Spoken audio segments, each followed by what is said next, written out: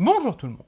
Bienvenue dans cette vidéo qui est l'introduction d'une série de vidéos qui va arriver sur cette chaîne sur l'histoire de la CGT, Confédération Générale des Travailleurs, qui est le syndicat historique du pays et qui est encore aujourd'hui l'un des deux principaux syndicats de France avec la CFDT. Et avant d'entamer vraiment l'histoire de la CGT, nous allons poser ici les bases avec une vidéo sur les prémices et le développement du syndicalisme en France au cours du 19e siècle, avant 1895 et la fondation de la CGT.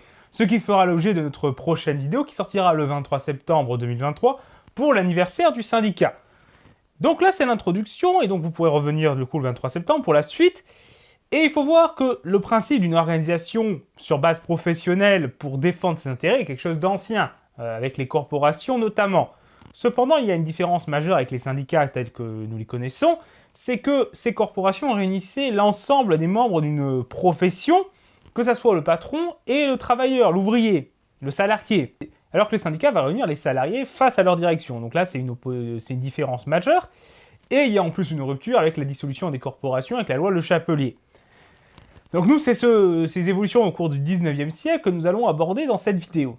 Il faut voir du coup qu'avant la légalisation des syndicats en 1884, les organisations professionnelles ont commencé à se structurer en France, avec différentes formes d'associations de travailleurs qui voient le jour, même si sur ce plan on est en retard sur notamment l'Allemagne et l'Angleterre, pays où le syndicalisme s'est développé plus tôt et de manière plus importante, notamment du fait d'une industrialisation plus précoce, mais aussi du fait qu'il y avait l'interdiction en France de cette organisation. Ça n'empêchera pas des premières grèves ouvrières dans les années 30, par exemple avec les grèves des cagnous, ou avec les meutes des Katsu dans les mines, qui sont du coup ces premières formes de grève dans l'histoire française. Et durant la même période, sous la monarchie de Juillet, donc entre 1830 et 1848, on a des unions professionnelles qui se forment, qui sont dans des sociétés de secours mutuels qui servent alors aussi, clandestinement, de caisses de grève. En théorie, elles sont mixtes, c'est-à-dire qu'elles réunissent au sein du coup d'une profession les travailleurs et le patron. Cependant, dans les faits, le patronat a souvent la boude, et ce qui en fait de fait une organisation réunissant les ouvriers. Et cet aspect de classe va progressivement se renforcer. Et elles vont ensuite se fédérer en 1861 dans un contexte d'organisation du mouvement syndical français. En effet, la décennie 1860 est une décennie phare, profitant à la fois du coup d'une libéralisation de l'Empire, du coup on est à l'époque sous le Second Empire de Napoléon III, qui après une période plutôt autoritaire et dure commence à se libéraliser et accorder plus de liberté. Et avec le développement de l'industrialisation dans le pays, le syndicalisme commence à se structurer, même si c'est encore assez clandestin. Mais il y a notamment en 1864 la loi Olivier qui autorise le droit de grève et le droit de coalition. La formation de syndicats certes reste interdite, mais les ouvriers ont le droit de commencer à s'organiser et à se mettre en grève collectivement. Cette période voit aussi l'envoi d'ouvriers français à Londres lors d'une exposition universelle, et à cette occasion, ils rencontrent des syndicalistes britanniques, les trade unions, qui, comme je vous l'ai dit, sont en avance sur les syndicats français, et ça va les inspirer. Et donc, quand ils vont revenir en France, ils vont aussi importer des idées d'organisation ouvrière. On a également en 1864 la création de l'Association internationale des travailleurs, la première internationale, qui vise à réunir des organisations ouvrières à travers le monde, même si ça concerne surtout le monde occidental, l'Europe de l'Ouest et les États-Unis. Et donc, des proto-syndicats français vont aller participer aux réunions de cette AIT, et là aussi être influencés par les organisations syndicales qui se structurent, et ce qui va les pousser elles-mêmes à commencer à se structurer, alors que les grèves se multiplient dans le pays. Et à la fin de cette décennie, en 1869, on a une fédération parisienne des organisations ouvrières. Donc on voit que la structuration se poursuit, se développe. Et dès l'année suivante, on a un premier projet de créer une organisation syndicale au niveau national. Cependant, l'année 1870 est une année de bouleversement, avec la fin du Second Empire, la guerre contre la Prusse et ses alliés allemands, et finalement l'année suivante, la Commune de Paris et sa répression avec la Semaine sanglante. J'ai d'ailleurs fait une vidéo sur le sujet, donc je vous mets le lien quelque part si vous souhaitez aller la voir.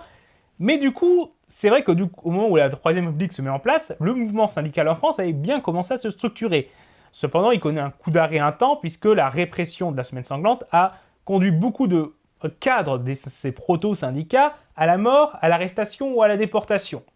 Donc forcément, ça déstructure tout ça un peu, mais le processus de structuration va reprendre et continuer, et le syndicalisme en France va se développer. Ainsi, en 1872, les chambres syndicales réunissaient 20 000 adhérents. En 1876, on comptait 182 syndicats pour un total de 31 700 adhérents. Et en 1880, 4 ans plus tard, on était à 470 syndicats et 64 000 adhérents, à la fois en profitant du développement de l'industrialisation en France qui se poursuit, mais aussi du renforcement de la syndicalisation des ouvriers. On arrive ensuite aux années 1880, qui sont des années phares de structuration de la République, avec de nombreuses lois libéralisant le nouveau régime, la liberté de la presse, aussi les développements de l'instruction. Mais ce qui nous intéresse là, c'est l'autorisation, enfin, des syndicats avec la loi Waldeck-Rousseau de 1884. Celle-ci vient sanctionner un état de fait. Les syndicats existaient et étaient tolérés. Mais désormais, c'est officiel, ils peuvent exister légalement. Cette loi abolit ainsi l'article 416 du Code pénal qui interdisait les syndicats. Cela pose toutefois quelques limites et encadrements aux droits des syndicats. Ainsi, l'article 3 de la loi Waldeck-Rousseau fixe leurs droits et devoirs. Ils ont le droit d'avoir des locaux, ils ont le droit de créer des organisations, des associations à côté, notamment des caisses de secours, des caisses de grève, etc.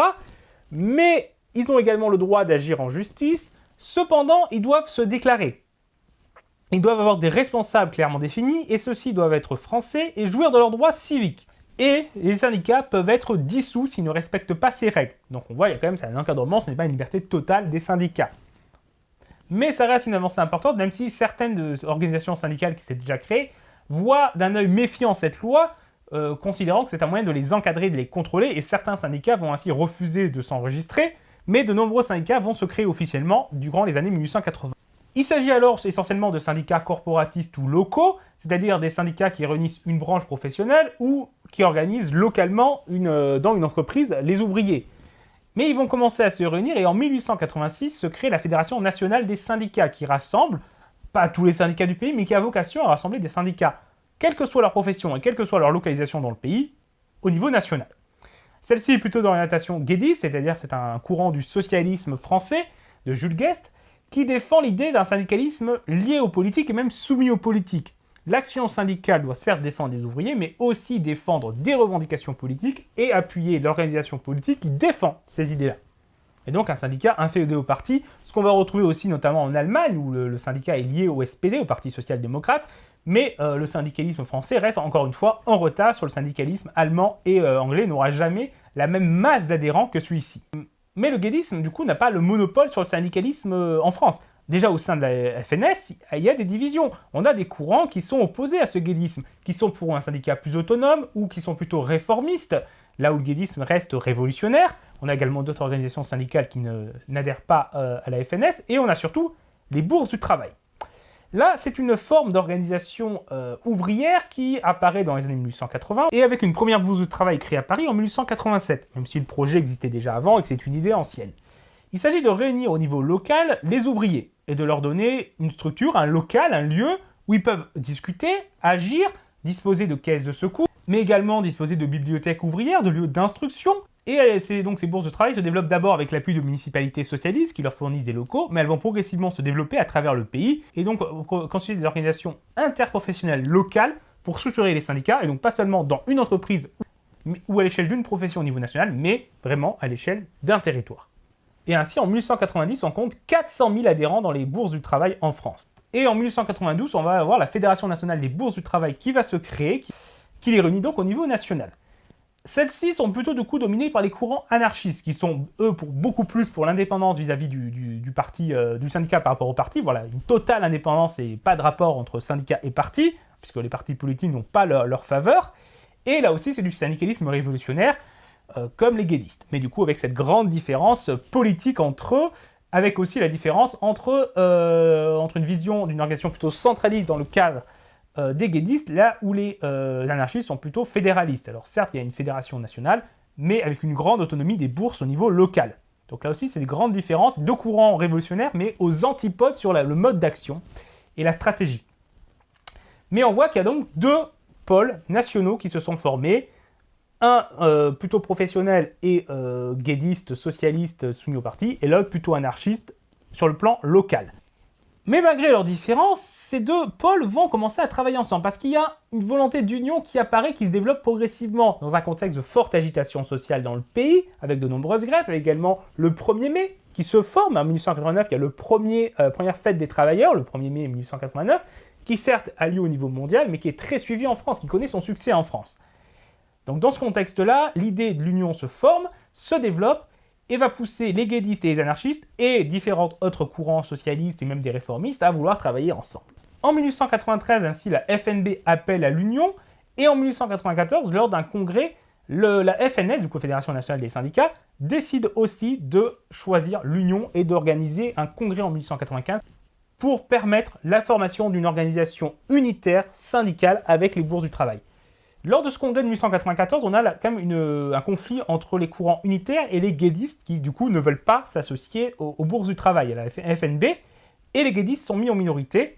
Donc l'union va se poursuivre et progressivement les guédistes vont être marginalisés dans le mouvement syndical français, puisque l'idée de la soumission du syndicat au parti politique est aux antipodes de ce qui s'est imposé par la suite dans le syndicalisme français, avec plutôt du coup les idées autour de la charte d'Amiens, mais ça nous en parlerons dans une future vidéo. Ainsi, un conseil national ouvrier est mis en place pour préparer le congrès de Limoges qui doit se tenir en 1895 et qui sera le congrès lors duquel la CGT va voir le jour et qui fera donc l'objet de notre prochaine vidéo le 23 septembre, date d'anniversaire de la fondation de la CGT et de ce congrès.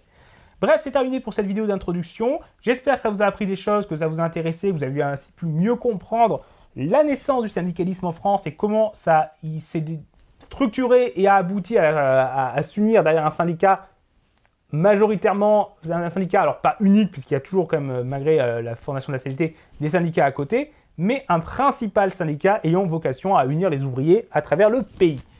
N'hésitez pas à aimer cette vidéo du coup, à la commenter et à la partager, cela nous aide beaucoup. Et n'hésitez pas à vous abonner pour ne pas rater nos prochaines vidéos, notamment la suite de cette série. Au revoir tout le monde!